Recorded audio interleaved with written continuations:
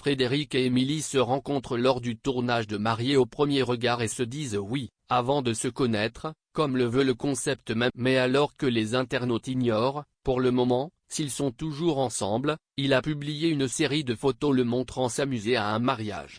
Alors que son éventuelle femme est agonisante, au lit, à cause du Covid. Les internautes touchés par la romance entre les deux candidats. C'est un couple phare de cette nouvelle. Les deux candidats ont des destins proches, et c'est d'ailleurs cela qui a rendu la participation d'Émilie très incertaine. Les experts ne souhaitaient pas qu'elle intègre l'aventure, par peur qu'elle ait choisi l'émission pour les mauvaises raisons. C'est ce qu'a annoncé Estelle Dossin à Télé Loisirs. Notre premier réflexe a été d'écarter la candidature d'Émilie à cause de l'âge. Ce n'est pas seulement l'âge de sa fille qui pose problème, mais les conditions dans lesquelles elle est née. Émilie se sépare de son compagnon alors qu'elle est enceinte, car les médecins annoncent aux jeunes parents que le bébé risque d'avoir des problèmes à la naissance. Il n'en est finalement rien, mais le futur papa refuse d'affronter la réalité. J'ai fait une hémorragie lors de mon accouchement et j'ai failli mourir avec ma fille. À la maternité, je voyais des hommes avec leurs femmes pendant que j'étais seul. J'ai tellement pleuré, raconte Émilie.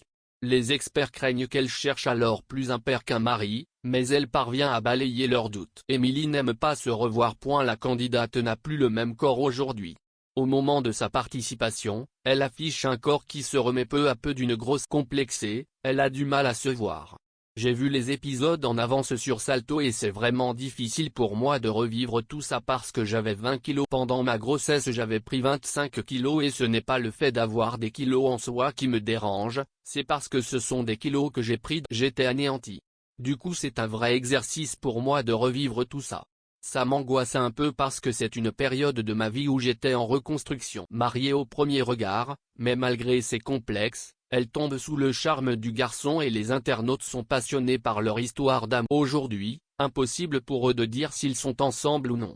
Un contrat de confidentialité a été signé, ils ne peuvent rien dire avant que les épisodes soient tous diffusés. Cela n'empêche pas les internautes de s'en prendre avec violence à Frédéric quand ils considèrent qu'il manque de respect. Explication. Émilie au plus mal, Frédéric fait la fête. Émilie n'a pas le moral. Sa mère, elle-même et sa fille, ont été testées positives au Covid-19. En plus d'être isolée, elle fait face à des symptômes comme la fièvre et les courbatures, mais doit pouvoir continuer à s'occuper de son enfant, également malade. De quoi attendrir les internautes qui compatissent. Et Frédéric ?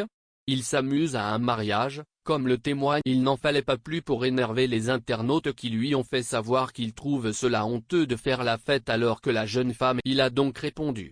Marié au premier regard, petite info, mais toute petite, n'oubliez pas que lorsqu'on a la Covid on doit rester isolé sans être en contact avec personne et se reposer.